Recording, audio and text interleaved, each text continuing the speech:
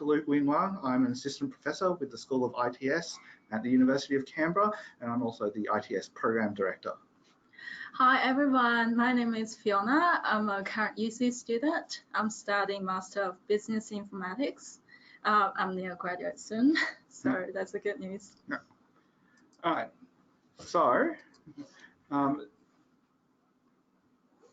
so today we'll be going through the postgraduate IT and engineering courses available at the University of Canberra.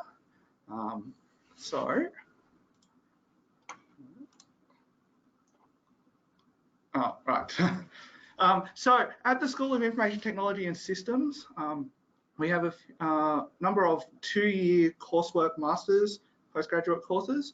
These are the Master of Information Technology and Systems, the Master of Business Informatics, which Fiona is studying, the Master of Data Science, and the Master of Engineering. So I'll go through each of these in turn. First up is the Master of Information Technology and Systems.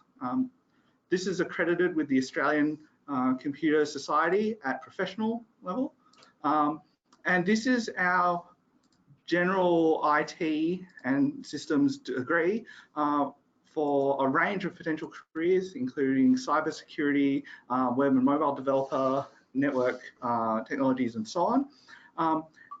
And to support this, it comes with a variety of specializations that you can choose from as part of your degree. So artificial intelligence or AI and machine learning, cloud computing, cybersecurity, if you want to be a cybersecurity specialist, data science, Internet of Things or IoT and robotics, network technologies, and project management. You can also, if you're not quite sure which specialization you want to pick, you can also do a general Master of Information Technology and Systems and pick and choose from a variety of units from all of the different specializations and others to pick the units and the areas that you're most interested in. Next up is the Master of Business Informatics, which is also accredited with the Australian Computer Society. And this is more focused at those people who are interested in IT but aren't necessarily so interested in the highly technical side of things and more into the uses of IT, business analysis, business process management, and so on. So range of potential careers, I mentioned some of them already, but also IT project management, systems architects, security analysts, and so on. And similarly, there are a number of specializations available in cloud computing, cybersecurity, data science, project management, and social informatics. Next up is the Master of Data Science, which is a degree we've just brought up in semester 2 2019. It's just started, which is very popular. It's for one of the most in-demand professionals of the information age, for data scientists, and is for those who are interested in a deep dive into data science, data analytics, data engineering, and so on. So you may have noticed that there were specializations in the Master of Information Technology and Systems and the Master of Business Informatics in data science. Those give a little bit, but if you really want to focus in data science and do 2 years worth of study in it, this is the Master's for you. There are 3 specializations available in sports analytics, business intelligence, and artificial intelligence, AI, and computational modeling. And then finally, we have the Master of Engineering. This is currently not professionally accredited. We're currently pursuing professional accreditation with Engineers Australia. And this is for those people more interested in the hardware and the highly technical aspects of either network engineering or software engineering, which match up with the specializations available in this engineering degree. So as part of all of our master's level courses, there are many opportunities for work integrated learning and internships. And these are embedded within the degrees. So you can do an internship, work at a company for some time during your degree and count that towards course credit. And these are available to high performing students in all of our master's courses. We're We have internship opportunities with a number of organisations, and they're listed on the screen there. And there's many more than that as well. That's just a short list of what we could fit on the slide as some examples.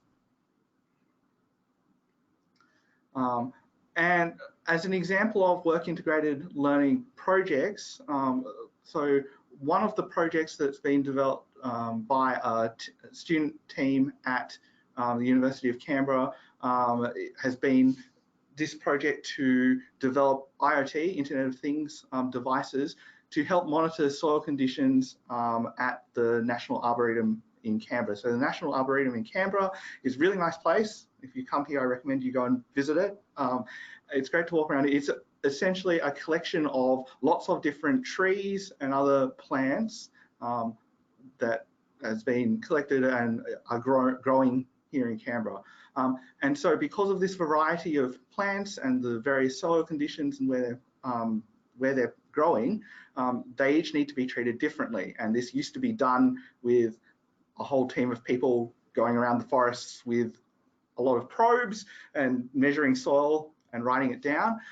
And a team of researchers from UC has developed a wireless network, an IoT network of devices to monitor conditions. So they can place these IoT devices all across the Arboretum and monitor the soil conditions in real time remotely without having to go out and measure each individual spot.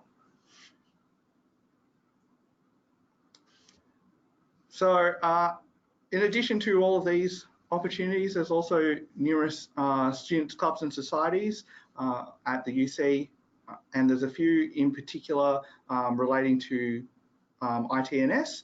There's an engineering society, the UC Information Technology Students Association, and the Student Developer Organisation. So if you're interested in making friends, finding out what other students are doing, getting involved in development activities with your peers, then there's lots of opportunities to do so.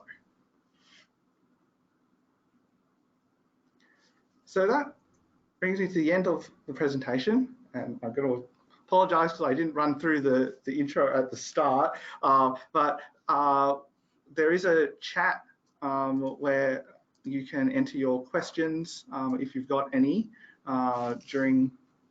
regarding what I've just gone through or anything else about the UC, and we'll do our best to answer. Fiona, is there anything you would like to say at this point? Well, from my experience at UC, I would say I really enjoy studying here. It's a very friendly community. The many professors, my lecturers and tutors, they're really helpful and easy to approach.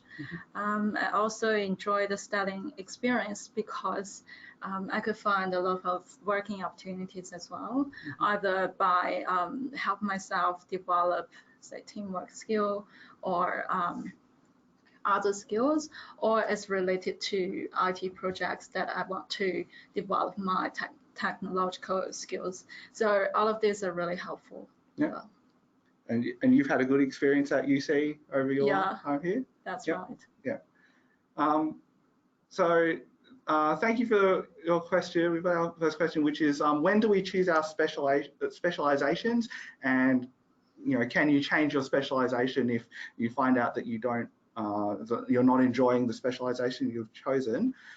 So specialization units generally start a period in your typical study plans in the second semester of your study. So you have a little bit of, like, after you start a master's degree, you'll have a semester to do the foundational units, and then have a bit of time to explore and then choose one of the specializations. Regarding changing your specialization, that depends on your current progress and how many units you've completed of a specialization. There is some flexibility within specializations to choose different options or elective units within a specialization. And so depending on how much you've already completed of one specialization, you may be able to change into another specialization and still keep that credit. After the first year, that's a bit more difficult though, because you'll have completed too many units of one particular specialization to easily change into another one. The next question is regarding job opportunities for project management in the Master of Business Informatics compared to software and network engineering in the future. So I'll answer this a bit generally rather than the specifics of those two job areas. So IT is a very broad area, and there are jobs available in all aspects, ranging from business analysis to the highly technical network software engineering fields. In terms of comparing the job opportunities, there are job opportunities available in all of these areas at the moment. IT is growing rapidly, and job opportunities are growing rapidly. So comparing the particular job opportunities available for the particular disciplines is a bit difficult without taking into consideration other things of where you might want to work, what sort of organizations you might want to work in, and so on. But there's definitely job opportunities available across the spectrum. I think, yeah, I think it really depends on what kind of area you like, because there could be opportunities more related to information integration and also business side, if you're willing to do some specific jobs, or there could be highly technical side where you want to do. So it really depends on your interests, really depends on what type of job you enjoy doing. So the next question, can you change master's coursework into a master's by research or get a double master's degree? So regarding the master's by coursework, which we've covered today, is a different stream to the master's by research. So changing from one to the other is not a straightforward process. You'd have to apply for the master's by research. Again, in a similar way to you apply for the master's by coursework entry. I'm sorry, I'm on the academic side, so I don't handle admission, so I won't be able to speak any more about the specifics of that. And regarding double master's degrees, so at the moment the UC does not offer double master's degrees. There is some scope that if you complete a master's, you can apply for and do a second master's, and depending on what you've already done and what experience you have, you may be able to get credit into the second master's, but that's handled on a case-by-case basis. So Fiona, one thing I wanted to ask, because you started touching on it when like after the presentation about what you were enjoying here, but regarding like the location, I guess, like what do you enjoy about the UC community and the environment here? You started talking about how everyone's friendly and accessible. Yeah, that's right. So from academic side, if I do have difficulties in certain units, I can just email my lecturers or tutors, and normally they respond very fast, which is quite to my surprise, because I expect 24 hours or so, but they respond 7-10 years later sometimes. And I could also go for consultation time on a weekly basis if I find really struggling in certain units. So that's quite helpful for me in certain units. On the other hand, about the community, because UC has many students accommodation on campus. So generally I could see a lot of friends on campus, and we have many social activities, and also there are many clubs, student societies. So if you're interested in anything, you could just jump in and go for certain ones that you like, and it's easy to make friends in this way. And do you have any experience with the student support services here at UC as well? So normally from the beginning of the semester, if I get questions about my courses or my units, I'll go to student center. So normally I don't need to wait, I could get the answer on the same day, or I could email them and they can email me back within 48 hours. So that's quite helpful. On the other hand, I know UC has student inclusion and engagement office. So that's the office to help people with disabilities, helping people to catch up their study. Okay, that's good. So another question for masters, are there any dependent qualifications? So for the master's level degrees, all of them, the prerequisite for entry is at least a bachelor's degree completion or equivalent, such as work experience, significant work experience. For the, I would have to look up the exact prerequisites for each of the master's degrees separately. Those are available on the UC website. I just can't recall if there's any additional requirements above that, but I don't think there are for any of our master's degrees at the moment. There's another question of why did you choose IT at UC? I'll assume this one's directed at Fiona rather than BSc academic here. So Fiona? Yep. All right. So thank you for the question. I think that's more relevant to what I want to do. So I do have a commerce background, but after having a few years of work experience, I want to pursue an IT career. So I find business informatics is a quite relevant course for me. I could learn the integration of business and IT. I could also learn some technical skill. So that's something I'm really looking for. And I think UC provide the good experience for me. On the other hand, I think Canberra is a nice city to stay, so I quite like the city as well. So that's part of the reason I chose UC. And one thing I'll tack on to Fiona's response there is one of the good things about IT at UC are the work integrated learning and the internship opportunities. All of our master's degrees include a capstone project where you have the opportunity to either perform a little bit of research and get your feet wet in the research space, or do an industry-based project with a real industry client who will actually want you to build something that's useful for them. So what are the major differences between the Master of Information Technology Systems and the Master of Data Science? So the Master of Information Technology and Systems is a generalist degree which offers multiple specialization options, which includes data science, and is intended to give a sort of an overview of information technology and systems, and then allow you to go into depth into a particular area of your choice. Whereas the Master of Data Science puts you into data science on day one, and instead of giving you an overview of data science, it starts going into, sorry, an overview of information technology and systems.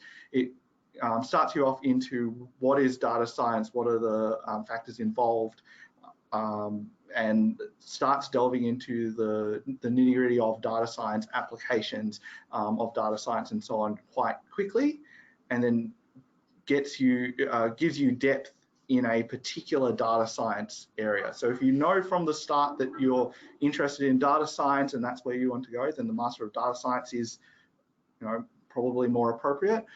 Whereas for the Master of Information Technology and Systems, it's a more generalist degree which allows some depth in a particular area, which could be data science, but you wouldn't get as much depth in a Master of Information Technology and Systems majoring in data science or specializing in data science as you would with the full Master of Data Science course.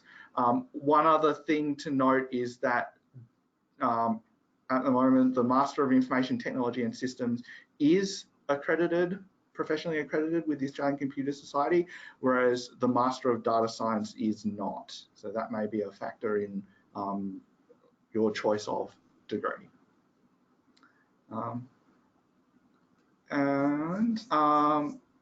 So there's a question about, next question is about starting next year for the Master of Data Science, will there be any internship opportunities? Yes, there will be. So the Master of Data Science, like all the other master's degrees, includes an elective component that lets you embed an internship into the degree. And we're currently actively seeking internship opportunities within like the local region for data science students. And there's been a few organisations which have already approached us saying, do you have any students doing data science at the moment? We would like to take them as internships. And we've actually had to say no this year because we only started the degree this year. So we didn't have any students ready to do that. So there's quite a few, there will be opportunities available next year. The next question is about accreditation and what that means. So professional accreditation is performed by an professionally accrediting body, in this case, the Australian Computer Society. So they perform quality assurance regarding the content and the nature of delivery of the course. And if you're interested in exactly what the benefits of accreditation are, then I'd recommend going onto the Australian Computer Society website and having a look at their explanation of the professional accreditation level. Yeah. So a few more questions. Thank you very much for all your questions, by the way. Hang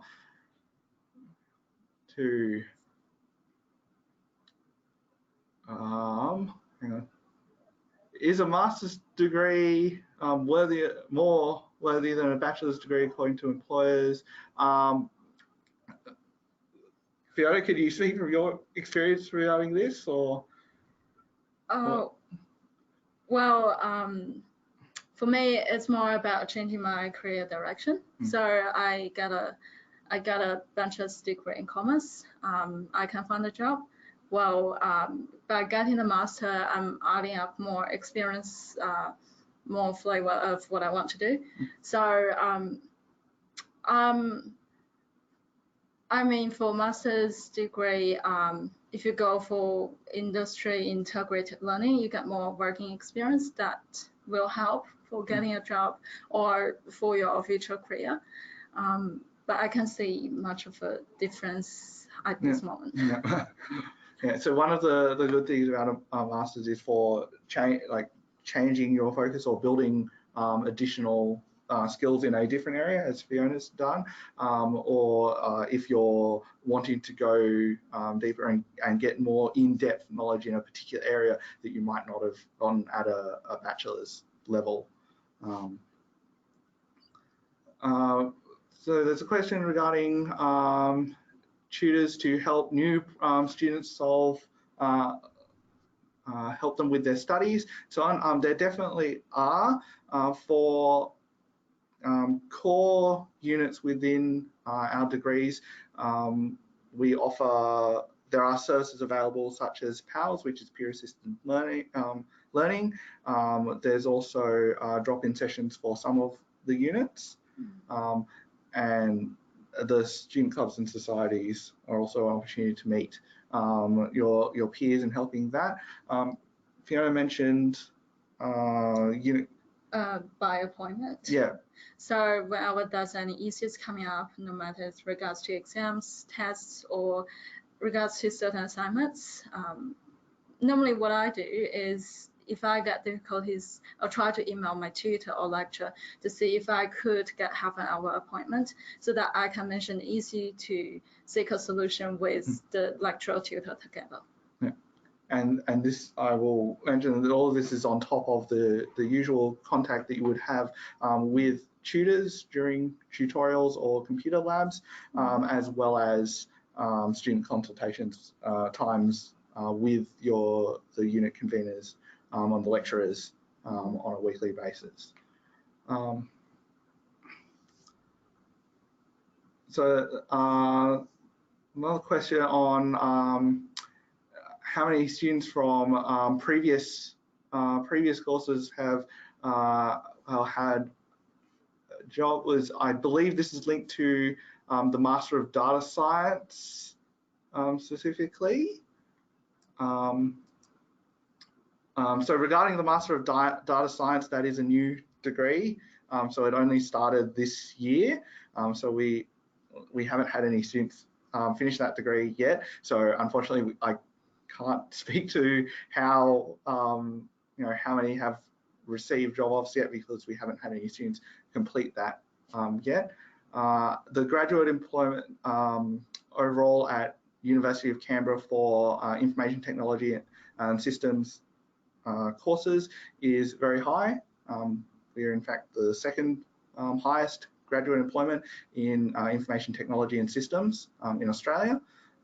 So there's heaps of job opportunities, and one of the comments we get from prospective employers and all often is that graduates from the University of Canberra are highly regarded for professional skills, their ability to integrate really quickly into workplaces, and this is linked to the strong presence of work integrated learning and other internship opportunities within our degrees. Okay. Question about what's the difference in teaching experience between the bachelor's and master's degrees. So regarding the learning journey, at a master's level, you would be expected to demonstrate additional a higher level. How can I summarize this best? Fiona might be able to talk from her experience better, but so for assessment wise, generally for master's students, we get high requirements in terms of how to complete the reports, how to complete the task or assessment. So that's part of the requirement to pass master's units. And also for masters, we have many research projects, which means we could have in-depth research in terms of certain units or certain area. So that will be something on top of a bachelor degree, I would say. Yeah. We'll come back to the question regarding the dependent qualification. So entry requirements for masters, again, from memory, it's a bachelor's degree for each of our master's programs, and I don't believe there's anything more specific than that, but please check the University of Canberra website around that. Time for one more question? Yeah, okay. And so last question, how many will be in next year's intake in the Master of Information Technology and Systems? So I'm going to have to go off memory for this one. The intake for Master of Information Technology and Systems this year was about 50, I believe, 50. I'm not sure, like admissions has just started for the for next year, so we can't tell exactly what the numbers will be, but we're hoping for at least that number again. So unfortunately, I think we've run out of time. So thank you very much, everyone, for joining us in this webinar. Thank you very much for all of your questions. Thank you, everyone.